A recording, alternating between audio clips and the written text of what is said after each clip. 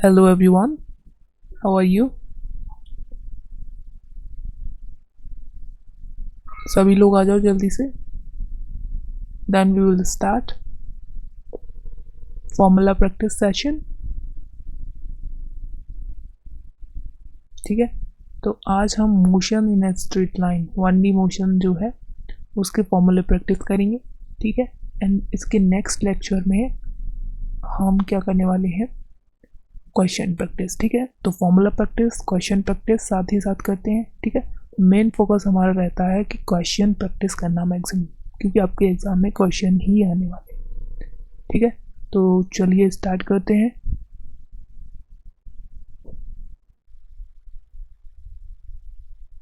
First यहाँ पर क्या बोल रहा है, motion in a straight line. ठीक है, यहाँ पर 1D मोशन जो है, 1 डायमेंशन मोशन, उसके हम फॉर्मूले प्रैक्टिस करेंगे.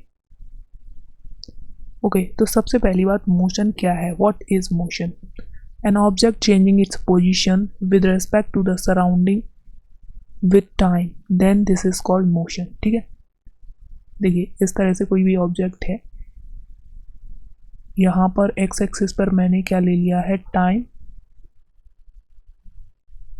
एंड वाई एक्सिस पर उसकी पोजीशन ले ली है. ठीक है, कोई ऑब्जेक्ट इससे इस तरह से मोशन कर रहा है. नाउ मैंने बोला इस पोजीशन पर. ठीक है, जब टाइम हो रहा है t बराबर 1 सेकेंड तो उसकी पोजीशन चेंज हो गई. फिर मैंने बोला t बराबर 5 सेकेंड पर. ठीक है, t इक्वल्स टू यहाँ पर 5 है, उसकी पोजीशन चेंज हो रही है. ठीक है, तो हम क्या बोलेंगे, ऐसा ऑब्जेक्ट जो समय के साथ अपनी पोजीशन चेंज कर रहा है उसे क्या बोलेंगे, वो मोशन में है. ठीक है, अगर मैंने बोला होता t बराबर 5 पर वो ऑब्जेक्ट यहीं है, t बराबर 1 पर भी टाइम बढ़ता जा रहा है लेकिन पोजीशन चेंज नहीं हो रही है, दैट मीन्स वो ऑब्जेक्ट क्या है, रेस्ट में है. ठीक है, तो रेस्ट और मोशन समझ में आ गया.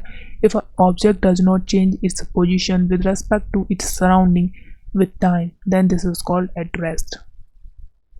Rest and motions are relative states होती हैं. It means an object which is at rest is one frame of reference can be in motion in the another frame of reference. ठीक है, जो कार्टेशियन प्लेन लेते हैं हम, Cartesian frame of reference लेते हैं, उस रेफरेंस के हिसाब से टाइम वेरी कर रहा है, डिस्टेंस भी वेरी कर रही है, मतलब मोशन में है. टाइम बढ़ता जा रहा है लेकिन उसकी पोजीशन चेंज नहीं हो रही है, दैट मीन्स वो रेस्ट में है. ठीक है, तो ये भी मैटर करता है कोई भी बॉडी रेस्ट में है या मोशन में है कि वो किस फ्रेम ऑफ रेफरेंस से देखी जा रही है. A point object, an object, point object क्या होता है, an object that can be consider as a point object if the distance travelled by it is very large in comparison to its dimensions.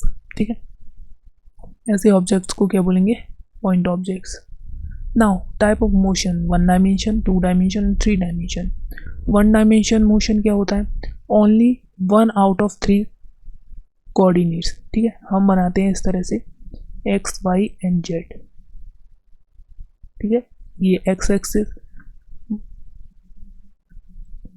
ये Y axis, ठीक है, and ये Z axis. ठीक है, तीनों फ्रेम ऑफ रेफरेंस में coordinates हो गए एक्स वाई एंड जेड. अगर ये सिर्फ एक्स, एक तीनों में से कोई भी एक चेंज हो रहा है, position of an object changing with respect to time, समय के साथ, then the motion is called 1 dimension. ठीक है, और rectilinear motion. For instant the motion of a block on a straight line. ठीक है, मतलब एक्स एक्सिस में ही जा रहा है.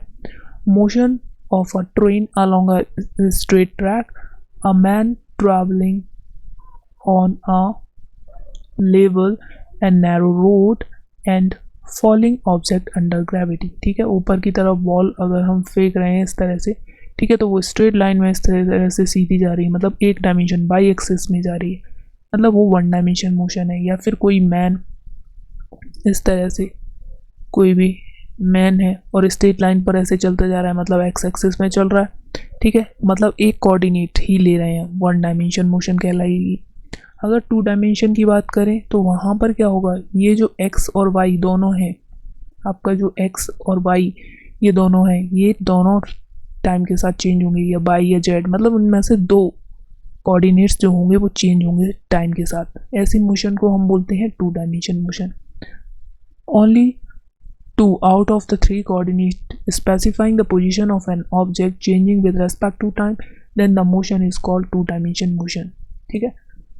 A circular motion is an instant of two dimension motion। इस तरह से कोई ऑब्जेक्ट है सर्कल में मूव कर रहा है, ठीक है, तो ये इस पॉइंट पर क्या होगा, वो आगे भी बढ़ रहा होगा इस तरह से, ठीक है।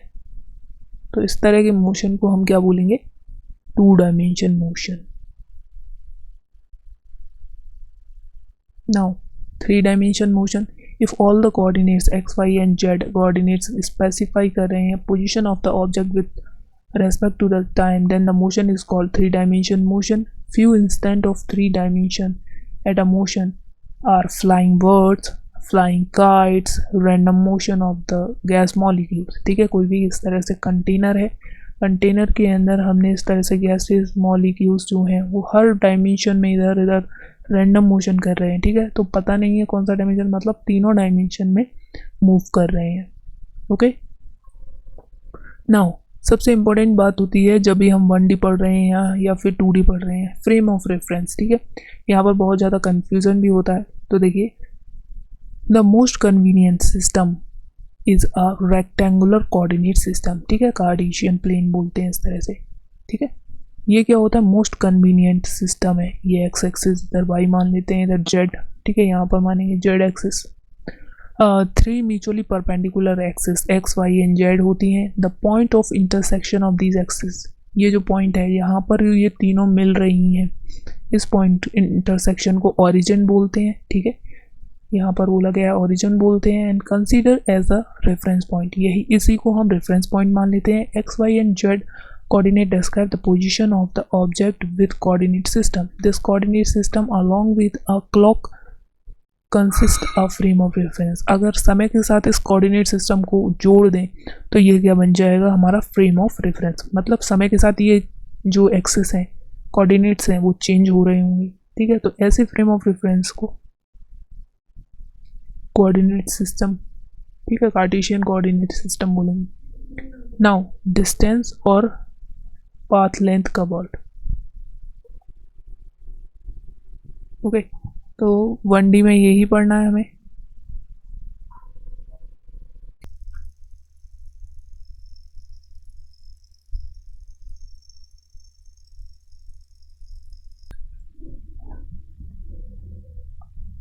ओके, तो डिस्टेंस क्या है, the length of the actual path covered by an object, this is called distance.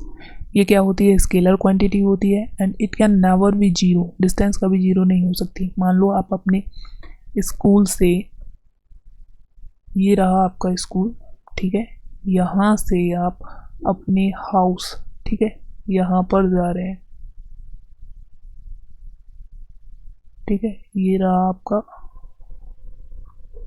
तो यहाँ से यहाँ तक कुछ ना कुछ ये ट्रैक हो सकता है आपका, या सीधा हो सकता है, या कुछ गलियों में घूम के इस तरह से, ठीक है, इस तरह से आपका घर मिले।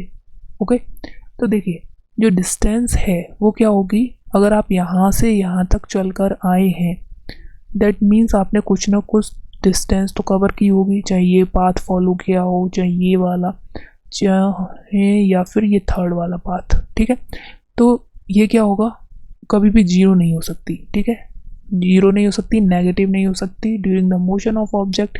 ऐसा यूनिट मीटर होती है इसकी। नाउ डिस्प्लेसमेंट क्या है, देखो डिस्प्लेसमेंट में सिर्फ थोड़ा सा अंतर है कि आप मान लो यहाँ से आप स्कूल से आप अपने घर तक जा रहे हैं, ठीक है, आप इस पाथ को फॉलो कर रहे हैं या फिर ये वाला पाथ या फिर ये, ठीक है, अल्टीमेटली आपको घर पहुँचना है। बट इनिशियल पोजीशन आपकी ये है, फाइनल ये है। तो इनिशियल और फाइनल की जो स्ट्रेट दूरी है, ये क्या होगा, डिस्प्लेसमेंट होगा। आप यहाँ जा रहे हैं तो डिस्टेंस आपकी ज़्यादा होगी, लेकिन डिस्प्लेसमेंट क्या होगा, हमेशा हर एक केस में इनिशियल और फाइनल पॉइंट के बीच की दूरी होगी। ठीक है, ये क्या होता है, displacement, shortest distance between the initial and the final position of any object during the motion, this is called displacement.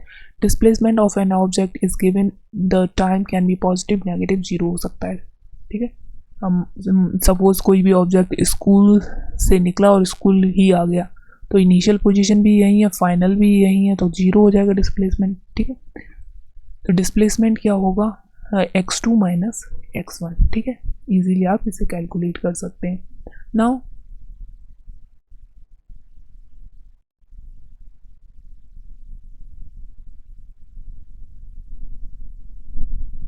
यहाँ पर x1 एंड x2 क्या है, initial and the final position of an object respectively. ये vector quantity होती है, इसकी भी ऐसा यूनिट क्या होगी, मीटर होगी, ये भी एक दूरी ही है। नाउ स्पीड, स्पीड भी क्या होती है, एक स्केलर क्वांटिटी होती है। The time rate of change in position of an object in any direction is called speed of an object।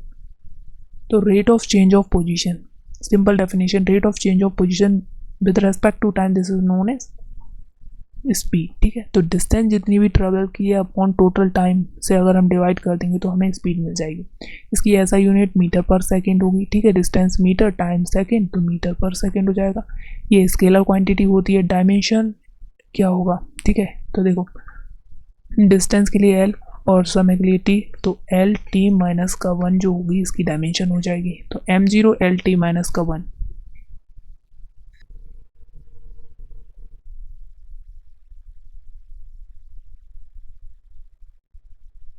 Now अब जो स्पीड है वो भी डिफरेंट डिफरेंट टाइप की होगी, यूनिफॉर्म मोशन होगी, नॉन यूनिफॉर्म या फिर वेरिएबल होगी।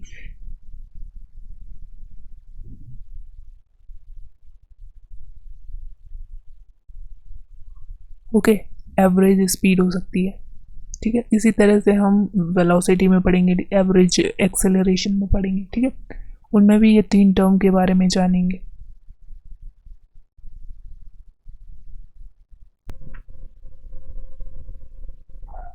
ओके, तो uniform speed, if an object cover equal distance in equal interval of time. ठीक है, सेम समय में सेम डिस्टेंस अगर कवर कर रहा है, that means the object in uniform motion.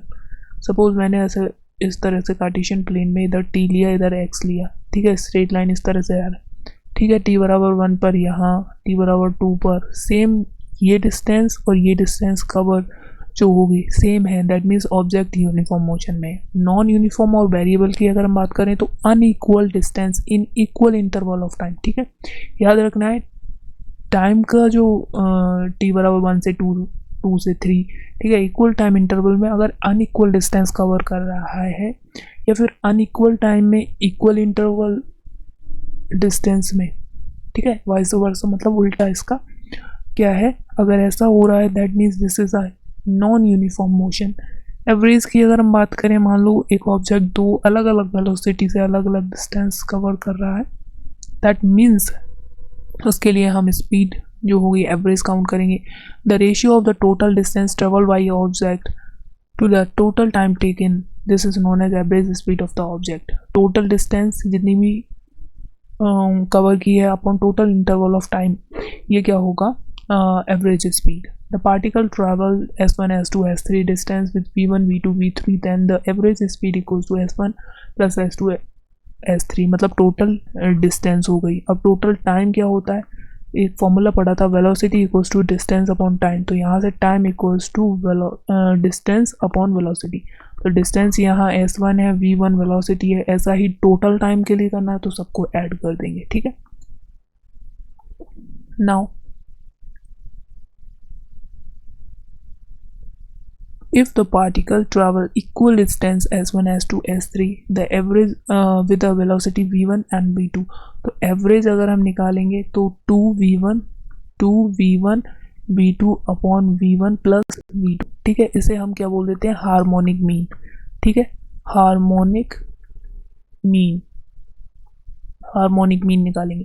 ठीक है, एवरेज स्पीड निकालने के लिए अगर इक्वल डिस्टेंस चली हो उसने, ठीक है, v1 वेलोसिटी से s दूरी चली एंड v2 से भी s ही डिस्टेंस कवर की है, तो एवरेज स्पीड निकालने का एक डायरेक्ट फॉर्मूला याद रखो, 2v1 v2 upon V1 plus V2। आप इससे भी निकाल सकते हैं, बट आपको S1 S2 S3 की जगह S ही रखना पड़ेगा, ठीक है, S रखना पड़ेगा। यहाँ भी S, यहाँ S अपॉन V1 प्लस ये S अपॉन V2 यहाँ पर सॉल्व करेंगे तो यही आपको आने वाला है। तो डायरेक्ट याद रखो, अगर इक्वल डिस्टेंस है तो हार्मोनिक मीन लगाना है, ठीक है।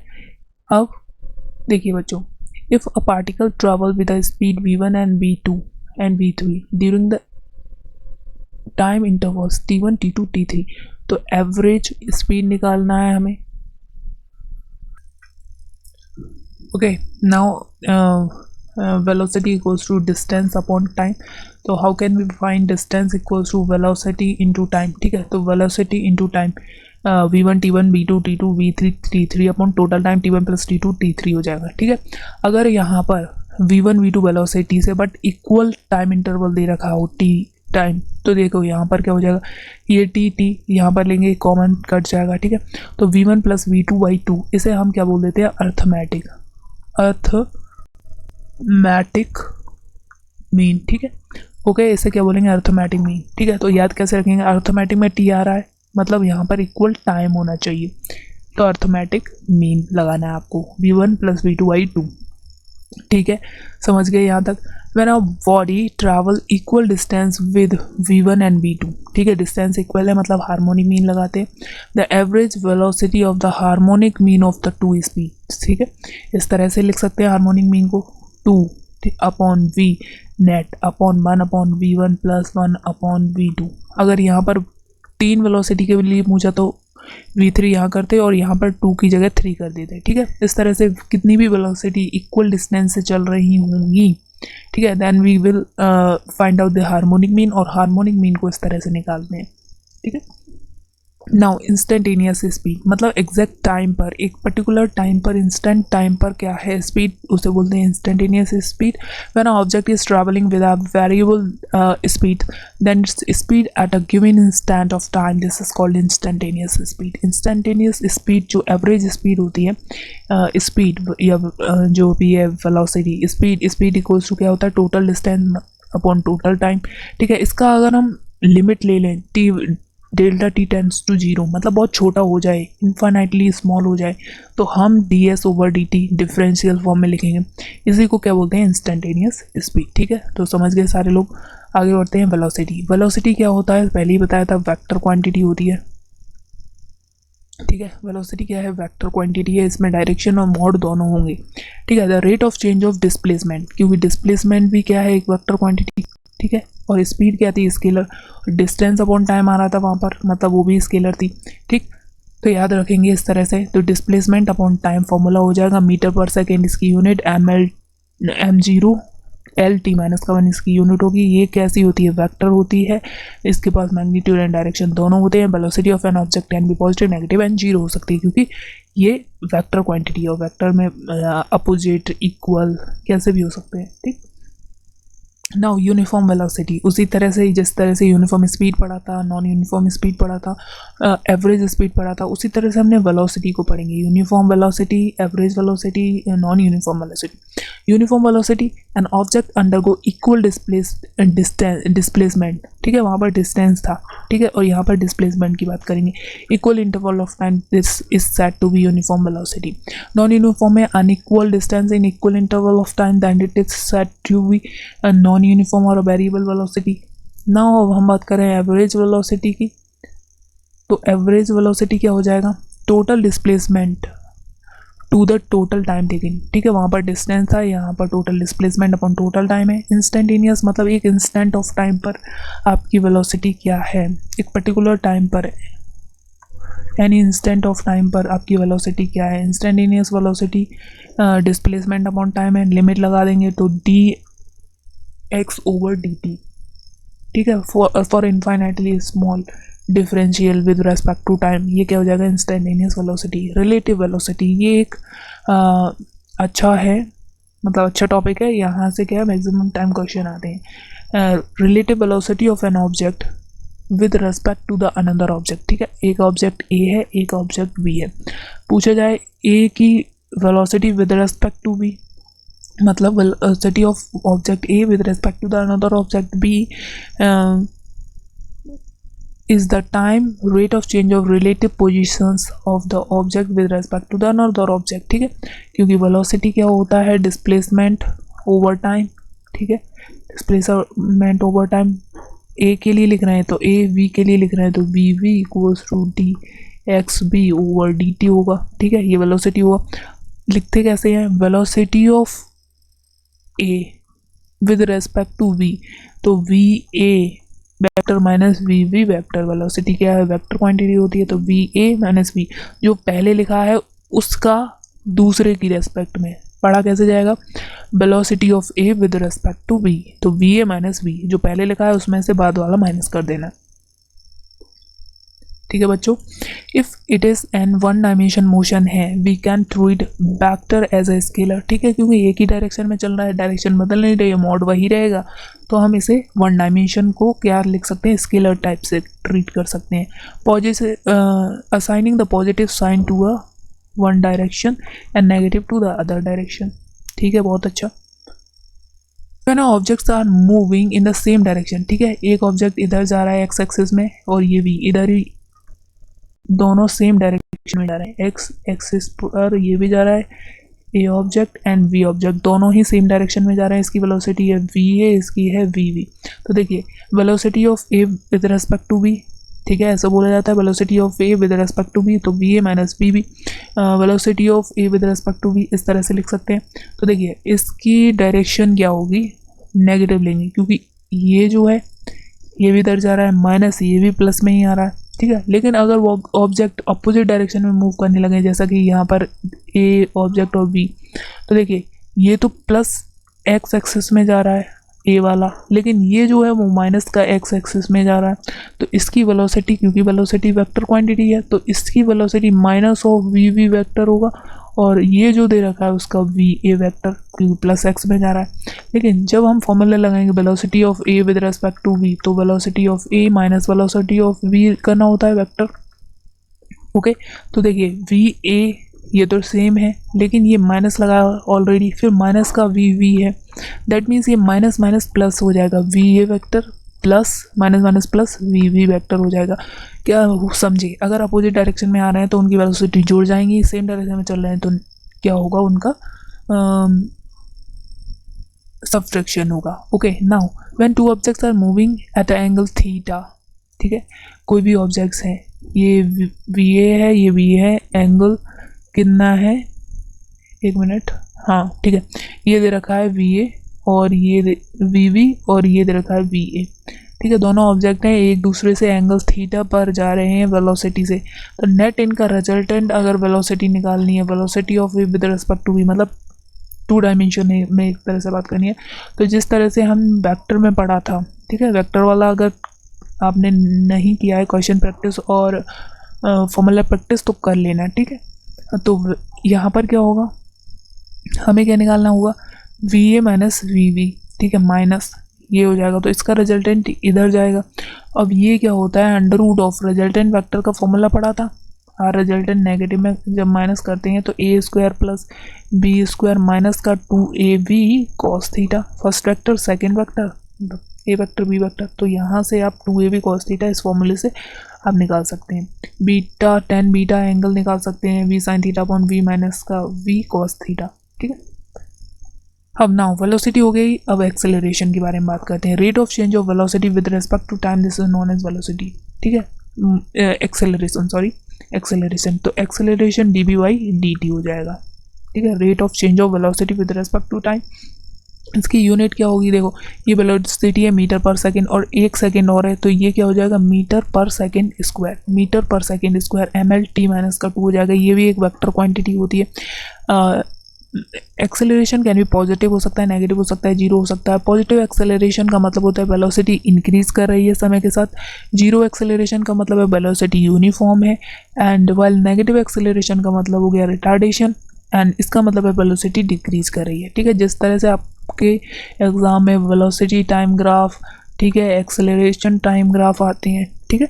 तो देखिए अगर वेलोसिटी इंक्रीजिंग है, वेलोसिटी इंक्रीजिंग है, या फिर वेलोसिटी क्या हो सकती है, डिक्रीजिंग हो सकती है, एंड वेलोसिटी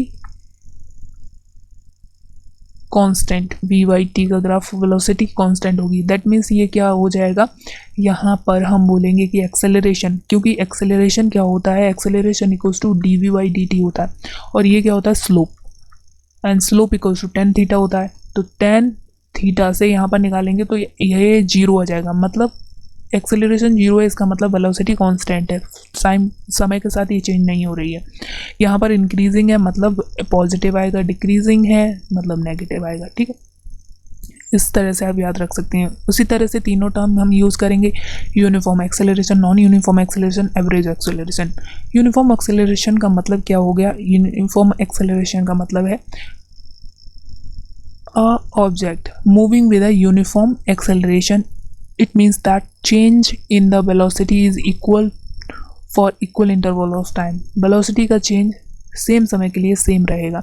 नॉन यूनिफॉर्म में अनइक्वल वेलोसिटी होगा with equal interval of time, ठीक है।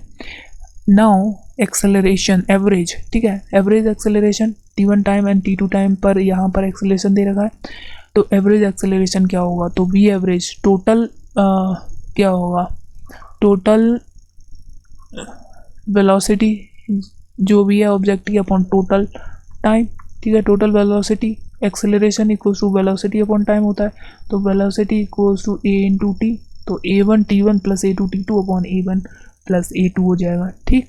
तो यहाँ से आप एवरेज एक्सेलरेशन निकाल सकते हैं। नाउ इंस्टेंटेनियस एक्सेलरेशन, जो इंस्टेंटेनियस एक्सेलरेशन होता है वो क्या होता है, एक पर्टिकुलर टाइम पर, इंस्टेंट वर्ड का मतलब ही होता है एट अ गिवन टाइम, ठीक है, एट अ गिवन टाइम या एट अ इंस्टेंट, ठीक है, at any instant of time पर उस ऑब्जेक्ट का एक्सेलरेशन क्या है। तो हम फिर से लिमिट लगा देंगे इंस्टेंट वर्ड के लिए, मतलब स्मॉल चेंज होता है, तो d we by D t, differentiation of velocity with respect to time. Now uniform motion, काफ़ी बार आपने ये वर्ड जो है सुना होगा, यूनिफॉर्म मोशन।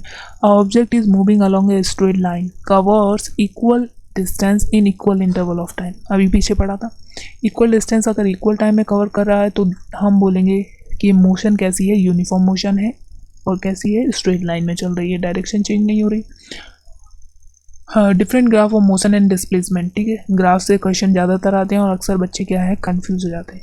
तो ग्राफ को अच्छे से देखिए, क्या बोल रहा है, टाइम जो है बढ़ता जा रहा है, t बराबर यहाँ 1 होगा, 2 सेकेंड होगा, लेकिन ऑब्जेक्ट अभी भी x बराबर यहाँ 5 था, तो 5 पर ही अटका हुआ है सीधा, मतलब डिस्प्लेसमेंट में कोई चेंज नहीं आ रहा है। मतलब क्या बोला जाएगा, ऑब्जेक्ट जो है स्टेशनरी है, रेस्ट कंडीशन पर।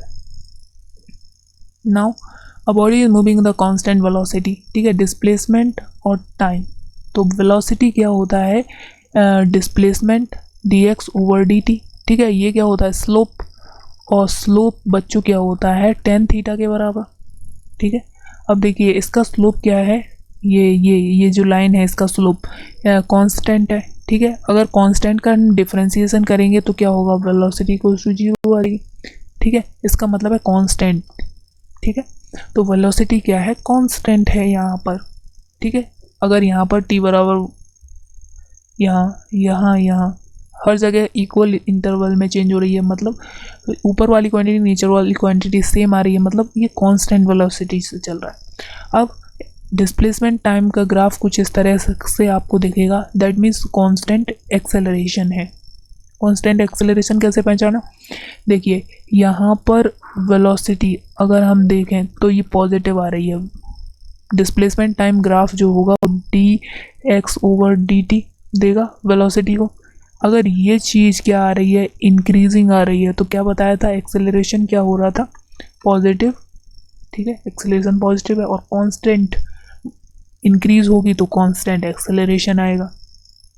Now a body is moving with a constant retardation, ठीक है। अगर इस तरह से डिस्प्लेसमेंट टाइम ग्राफ है तो यहाँ पर स्लोप क्या है, नेगेटिव है, ठीक है, ये थीटा क्या है, नेगेटिव है, और नेगेटिव है मतलब स्लोप नेगेटिव मतलब डिक्रीजिंग। अगर ये कॉन्स्टेंटली डिक्रीज करेगी तो ये कांस्टेंट रिटार्डेशन हो जाएगा। डिक्रीज अगर वेलोसिटी होती है तो रिटार्डेशन होता है, लेकिन कांस्टेंट हो रहा है इसलिए कांस्टेंट वर्ड लगा दिया इसके आगे। अब देखिए infinite velocity but such motion of the object is never possible, ठीक है। ऐसा कभी हो सकता है कि टाइम रुक जाए ठीक है, यहाँ पर टी बढ़ ही नहीं रहा है, ऐसा कभी पॉसिबल नहीं है। ठीक है, एक्चुअली में ये ऐसा होता नहीं, लेकिन अगर टेन थीटा से निकाले तो वेलोसिटी इनफाइनाइट हो जाएगी यहाँ पर। इसी तरह से velocity time graph, velocity y axis पर टी टाइम। ठीक है, वेलोसिटी कांस्टेंट है यहाँ पर, moving the constant velocity. Next क्या बोल रहा है, इस तरह से वेलोसिटी टाइम ग्राफ इस तरह से कांस्टेंट आ रहा है तो A equals to D we by D T होता है। ठीक है, अगर ये कांस्टेंट है, ठीक है, कांस्टेंट ही बढ़ रहा है, दैट मीन्स यहाँ पर एक्सेलरेशन क्या होगा, ये कांस्टेंट होगा। जीरो इनिशियल वेलोसिटी यहाँ से स्टार्ट हो रहा है ओरिजिन से, मतलब t बराबर जीरो पर जीरो वेलोसिटी है इसकी। फिर यहाँ पर अगर इस तरह से डिक्रीजिंग दिख रहा है, डिक्रीजिंग बट कांस्टेंट, मतलब ये रिटार्डेशन का केस है, रिटार्डेशन। ओके, रिटार्डेशन का केस है, बट ये कैसा है, कॉन्स्टेंटली डिक्रीज कर रहा है, बिल्कुल सीधा स्ट्रेट लाइन में जा रहा है। ओके, इनिशियली अगर हम बात करें वेलोसिटी इज़ नॉट जीरो, क्योंकि t बराबर जीरो यहाँ पर था, t इक्वल्स टू जीरो, तो वेलोसिटी कुछ ना कुछ थी, ये मैक्सिमम बना रहा है। ठीक है, ओरिजिन पर नहीं है, मतलब इनिशियली इसकी velocity is not zero. Now moving, ये देखिए वेलोसिटी, ये टाइम कर्व दे रखा है, वेलोसिटी टाइम कर्व, बट ये नेगेटिव फोर्थ क्वाड्रेंट में दे रखा है। ठीक है, ये पॉजिटिव बट ये नेगेटिव दे रखी है, वेलोसिटी नेगेटिव है, मतलब यहाँ पर रिटार्डेशन का केस है, constant retardation with zero initial velocity. ठीक है, क्योंकि वेलोसिटी t बराबर जीरो पर यहाँ से स्टार्ट हो रही है। अगर वेलोसिटी टाइम ग्राफ इस तरह से दे रखा है, मतलब इंक्रीजिंग इस तरह से, ये क्या है, स्लोप इंक्रीजिंग, तो यहाँ पर क्या है, इंक्रीजिंग एक्सेलरेशन मिलेगा। एक्सेलरेशन क्या होता है, d we by D t. अगर ये d we by D t increase कर रहा है तो क्या होगा, एक्सेलरेशन इंक्रीज करेगा ना। वेलोसिटी टाइम ग्राफ इस तरह से आपको मिलेगा। ठीक है, हाइपरबोला की तरह, तो क्या मतलब है कि डिक्रीजिंग है। ठीक है, अगर हम यहाँ पर स्लोप काउंट करेंगे तो ये क्या है, थीटा, और थीटा कैसा है, नेगेटिव आ रहा है, नेगेटिव मतलब टेन थीटा जो है स्लोप होता है, और स्लोप क्या है, नेगेटिव, मतलब डिक्रीजिंग, तो डिक्रीजिंग एक्सेलरेशन हो जाएगा।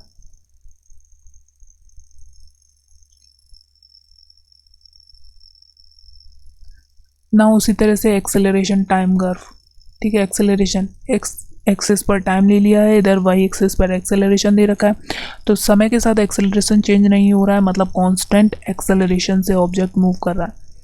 Now acceleration time graph straight line जा रहा है, इस तरह से स्ट्रेट लाइन, इसका मतलब क्या हो गया कि कांस्टेंट इंक्रीजिंग एक्सेलरेशन है। सही बात है, कांस्टेंट है बट इंक्रीजिंग है, समय के साथ बढ़ भी रहा है। यहाँ पर इस तरह से दे रखा है, अगर एक्सेलरेशन टाइम ग्राफ, मतलब डिक्रीजिंग है बट कांस्टेंट है। ठीक है, कहीं भी जिगजैग नहीं है, एकदम से कांस्टेंट आ रहा है, तो कांस्टेंट बट डिक्रीजिंग एक्सेलरेशन मतलब constant retardation, constant retardation. Okay, समझ गए, तो ये क्या हो जाएगा, constant retardation. Okay, now equation of uniform accelerated motion. ठीक है, जब भी यूनिफॉर्म एक्सेलरेटेड सन होगा, यूनिफॉर्म एक्सेलरेशन होगा, समय के साथ क्या होगा, कांस्टेंट एक्सेलरेशन होगा, तब यहाँ पर हम एनएलएम इक्वेशन ऑफ मोशन जो है वो लगा सकते हैं। If a body start with a velocity u, after time t the velocity change to v, if the uniform acceleration a, then the distance traveled in time t s, which of the following relation obtained, this is called equation of uniformly accelerated motion, b equals to u plus at, s equals to ut plus half at square, v square equals to v square equals to u square plus 2as। Distance travelled in nth second, अगर fifth second six second पूछ रहा है तो s nth equals to u plus 1/2 a into 2n minus का 1। यहाँ पर n क्या हो जाएगा, कौन सा सेकेंड है, nth सेकेंड है, फिफ्थ सेकेंड है, अगर फिफ्थ सेकेंड बोले तो यहाँ 5, सिक्स सेकेंड बोले तो यहाँ 6। ठीक है, ये इनिशियल वेलोसिटी, ये nth सेकेंड में चली गई दूरी, और a यहाँ पर एक्सेलरेशन है। ठीक है, now if the body moves with a uniform acceleration and velocity changes u to v, the time interval, the velocity at the midpoint of its path। ठीक है, एक कोई भी क्या है, बस है। ठीक है, इस तरह से ये कोई बस है, और यहाँ पर ये बस क्या है, पहुँच गई है। ठीक है, क्या बोल रहा है, if a object moving with uniform acceleration, acceleration a uniform है मतलब कांस्टेंट है, वेलोसिटी चेंज हो रही है u से b, यहाँ पर u थी इनिशियली, फाइनली इसकी वेलोसिटी v हो गई है इन अ टाइम इंटरवल, ठीक है, एक टाइम इंटरवल में, then the velocity at the mid point, ठीक है, इसके यहाँ से यहाँ तक का जो मिड पॉइंट है, मिड पॉइंट की वेलोसिटी पूछा है तो हम किस तरह से निकालेंगे, तो मिड पॉइंट की वेलोसिटी, इसके पाथ की मिड पॉइंट की वेलोसिटी v का स्क्वायर u का स्क्वायर का अंडर रूट बाई 2 कर देंगे, तो मिड पॉइंट की वेलोसिटी v मिड निकल कर आएगा, मतलब इनिशियल वेलोसिटी का स्क्वायर प्लस फाइनल वेलोसिटी का स्क्वायर का अंडर रूट करके डिवाइडेड बाई 2 कर देंगे तो मिड पॉइंट की वेलोसिटी मिल जाएगा, ठीक है। तो अक्सर ये फॉर्मूला आपको याद रखना पड़ेगा।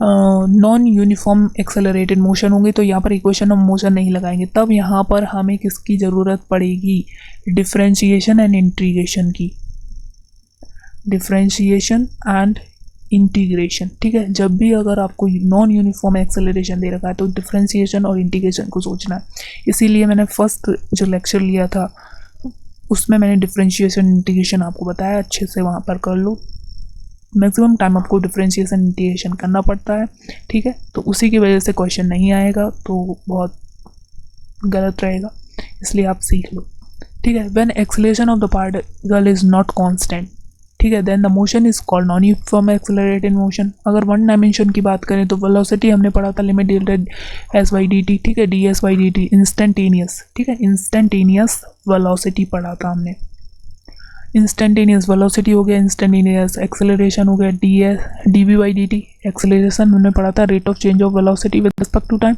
अब इसी को हम अगर v dot d we by d s displacement के साथ इंटीग्रेट करें तो इस तरह से आएगा, या फिर अगर हम डिस्प्लेसमेंट का डबल डिफरेंशिएट कर दें D S over d T का स्क्वायर, तो यहाँ पर क्या मिल जाएगा आपको, एक्सेलरेशन मिल जाएगा, ठीक है। इन सब पर बेस्ड क्वेश्चन हम क्वेश्चन प्रैक्टिस वाले सेशन में करेंगे, ठीक है, तो उसको ज़रूर अटेंड कीजिएगा। Now where d s is the displacement and d t time and d v is the velocity in dt and alpha is the instantaneous acceleration in the component form की अगर हम बात करें, क्योंकि ये वेक्टर क्वांटिटी होती है, acceleration vector quantity होती है, तो ए एक्स एक्सिस की तरफ आई कैप, ठीक है, यूनिट वेक्टर होता है, प्लस यूनिट वेक्टर डायरेक्शन बताता है जे कैप प्लस ए जेड के कैप हो जाएगा, ठीक है। तो इस तरह से हम इसकी फॉर्म में लिख सकते हैं, एक्स में d x over d t, यहाँ पर d y over d t लिख सकते हैं, यहाँ d z over d t, क्योंकि तीनों एक्सिस पर ये बताया गया है, ठीक है। मोशन अंडर ग्रेविटी बहुत अच्छा टॉपिक है यहाँ, ठीक है। तो देखिए मोशन अंडर ग्रेविटी होगा कि कोई भी बॉल है ऊपर से नीचे या नीचे से ऊपर फेंकी जा रही है, ठीक है।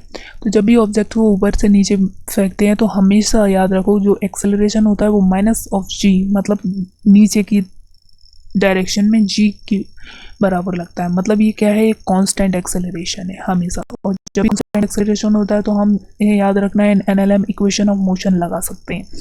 ओके, नाउ कोई भी ऑब्जेक्ट फ्री फॉल कर रहा है u बराबर 0 से under gravity, the equation v equals to u plus g t, v equals to u plus a t, क्योंकि वहाँ पर भी कांस्टेंट एक्सेलरेशन था, एक ही जगह पर यहाँ पर जी टी रख दे रहे हैं।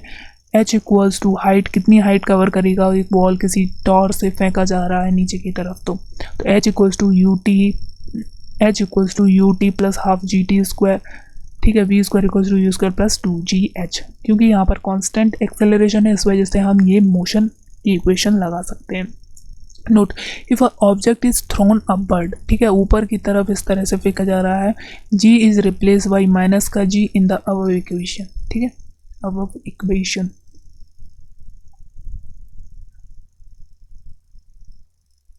ठीक है। अब ये आपके ऊपर चॉइस रहती है कि आप डाउनवर्ड डायरेक्शन को माइनस का जी ले रहे हैं या फिर अपवर्ड डायरेक्शन को माइनस का जी ले रहे हैं, ठीक है। तो आप जिसमें सुविधा लगती हो आपको वो वाला आप ले सकते हैं, ठीक है।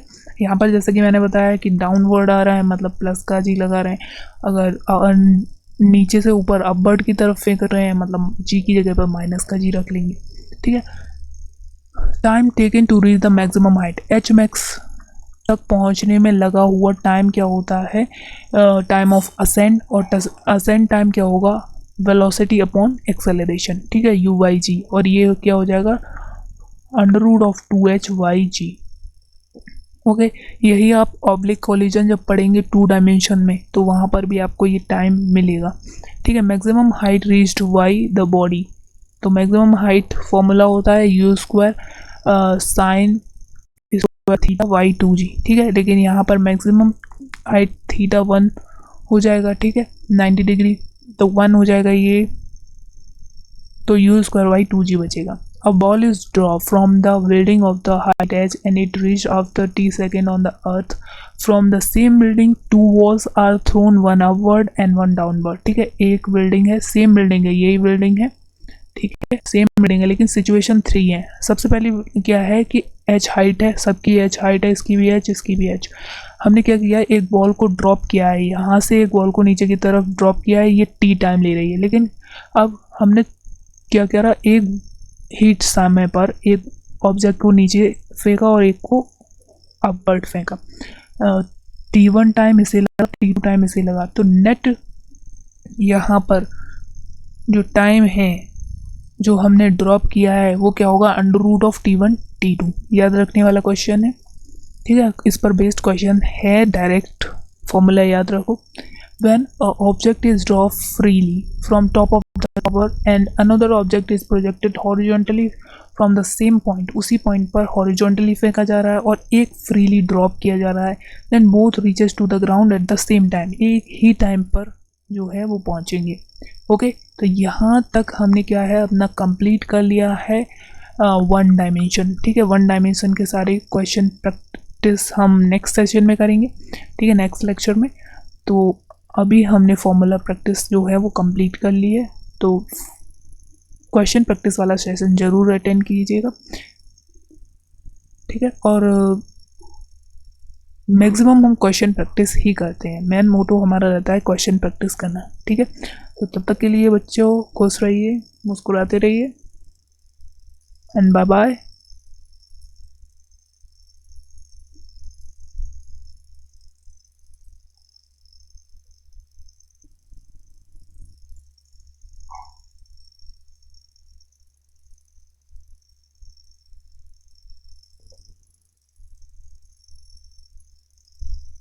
Like, share and subscribe.